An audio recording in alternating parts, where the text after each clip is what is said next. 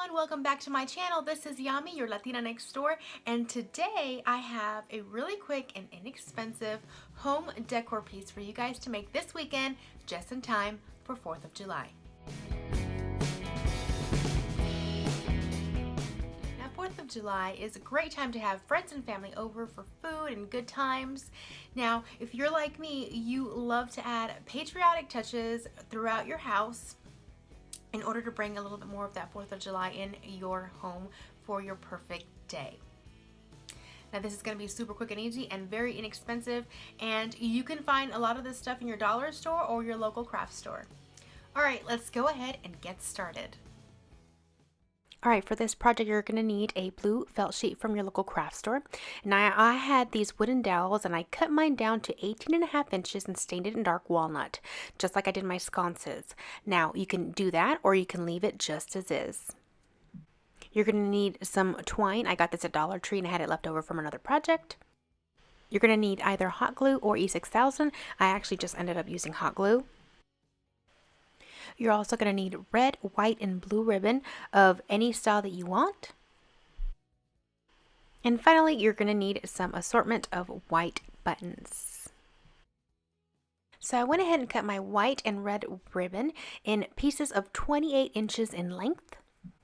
And I started by putting a ribbon in the center of the dowel and again on both ends. Now, if you know the American flag, it has 7 red stripes and 6 white ones. So I made sure I did the 2 end pieces and the middle pieces and then worked my way in. I went ahead and hot glued them all the way around to give them extra stability since these were going to be my anchor ribbons. Then I began adding the other red stripes, making sure that they were evenly spaced across.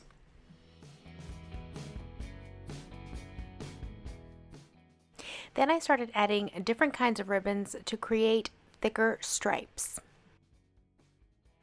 I did the same thing with the white ribbon, and I even added some lace trim ribbon to add that nice farmhouse touch. Now this is how it ended up looking like once all of the ribbon was attached. Then I flipped the dowel around and started gluing down the end pieces of all the ribbon back so it had a nice clean finish. I put the stripes aside and then picked up my blue piece of felt fabric and I cut down the blue ribbon in order to place on top of this felt fabric. I made sure to cut it to where it overlapped over the ends, that way you didn't see any felt anywhere.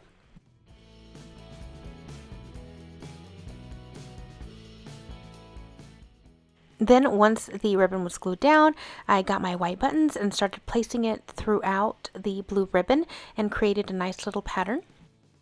I hot glued them down as well. I took the blue piece and then adhered it onto the wooden dowel with some hot glue. Then I made sure I had trimmed all of the ribbon in the back and then added one last piece to cover those unfinished edges to give it a much cleaner look. And then I added the twine to both ends of the dowel. I tied knots around them, but I also added a little bit of hot glue to make sure they did not slide or fall off. Now this part is optional, but I like to do this in order to prevent my ribbon from fraying. If it is synthetic ribbon, you can just add a little bit of a flame towards the end, make sure you don't touch it, and it will actually melt and seal those ends for you. Now make sure that it is a synthetic fabric and not something that's lace, like the little lace pieces. I did not use it on that because it would actually have burned it. And there you have a beautiful American flag for 4th of July.